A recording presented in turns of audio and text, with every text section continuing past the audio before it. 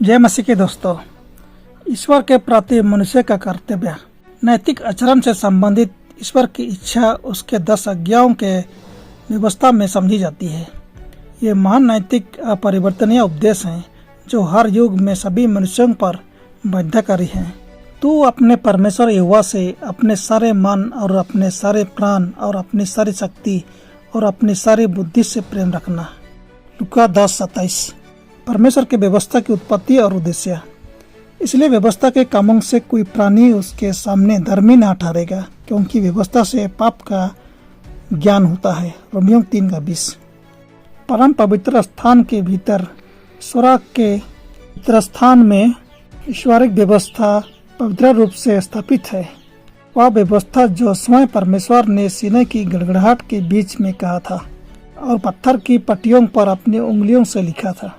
स्वर्ग के पवित्र स्थान में परमेश्वर का व्यवस्था महान मूल है, जिसमें से पत्थर की पट्टियों पर खुदे हुए उपदेश और मूसा द्वारा पेंटाटेच में दर्ज किए गए एक अचूक प्रतिलेख थे।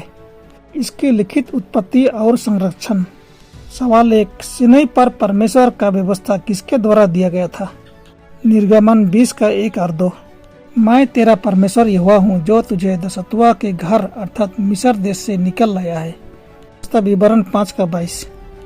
यही वचन यहोवा ने उस पर्वत पर आग और बादल और घोर अंधकार के बीच में से तुम्हारी सारी मंडली से पुकार कर कहा, और इससे अधिक और कुछ न कहा, और उन्हें उसने पत्थर की 2 पट्टियों पर लिखकर मुझे दे दिया।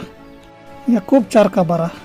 व्यवस्था देने वाला और न्यायाधीश तो एक ही है, जिसे बचाने और नाश करने की समर्थ है, पर तू कौन है जो अपने पड़ोसी पर दोष लगाता है? सवाल 2, क्या परमेश्वर पिता या परमेश्वर पुत्र ने व्यवस्था दी? नहम्याह 9:12 और 13। फिर तूने दिन को बदल के खंबे में होकर और रात को आग के खंबे में होकर उनकी अगुवाई की कि जिस मार्ग पर उन्हें चलना था उसमें उनको उजियाला मिले। फिर तूने सीनै पर्वत पर उतरकर आकाश में से उनके साथ बातें की और उनको सीधे नियम, सच्ची व्यवस्था और अच्छी विधियां और आज्ञाएं दी। 1 कुरिन्थियों 10:1-4। हे भाइयों, मैं नहीं चाहता कि तुम इस बात से अज्ञात रहो कि हमारे सब पूर्वज बदल के नीचे थे और सब के सब समुद्र के बीच से पार हो गए, और सब ने बादल में और समुद्र में मूसा का बपतिस्मा लिया, और सब ने एक ही आत्मिक भोजन किया, और सब ने एक ही आत्मिक जाल पिया, क्योंकि वे उस आत्मिक चट्टान से पीते थे जो उनके साथ साथ चलती थी, और वह चट्टान मसीह था। ईसा मसीह ने स्वयं नैतिक और औपचारिक दोनों कानून दिए थे। वह अपने स्वयं के निर्देश में विश्वास को नष्ट करने नहीं आया था। जब व्यवस्था बोला गया तो प्रभु अपने पुत्र के बगल में आग और धुएं में डूबे हुए खड़े थे। पर्वत पर व्यवस्था सबसे पहले यही नहीं दिया गया था, लेकिन यह घोषणा की गई थी कि इज़राइल के बच्चे, जिनके विचार मिस्र में मूर्ति पूजकों के साथ जुड़ने के कारण भ्रमित हो गए थे, उन्हें इसकी शर्तों की याद दिलाई जा सकती है और समझ सकते हैं कि यहोवा की सच्ची पूजा क्या होती है। यह कैसी कृपालुता थी कि अनंत ईश्वर अपने पुत्र के साथ कंधे से कंधा मिलाकर खड़ा रहे, जबकि व्यवस्था जो उसकी सरकार की नींव है दिया गया था, वह अपने लोगों को अपनी इच्छा का बुद्धिमान ज्ञान देगा। महान उपदेश किस पर लिखे गए थे? व्यवस्था विवरण 9:10। और यहोवा ने मुझे अपने ही हाथ की लिखी हुई पत्थर की दोनों पट्टियों को सौंप दिया, और वे ही वचन जिन्हें यहोवा ने पर्वत के ऊपर आग के मध्य में से सभा के दिन तुम से कहे थे, वे सब उन पर लिखे हुए थे। महान उपदेश पत्थर की पट्टियों में लिखे गए थे। जब मूसा ने पहाड़ की तलहटी पर लौटकर इस्राएल को सोने के बछड़े की पूजा करते हुए पाया, तो उसने उन पत्थरों के साथ क्या किया जिन पर परमेश्वर की व्यवस्था लिखी गई थी? पढ़ें व्यवस्था विवरण 9:17। तब मैंने उन दोनों पट्टियों को अपने दोनों हाथों से लेकर फेंक दिया और तुम्हारी आंखों के सामने उनको तोड़ डाला।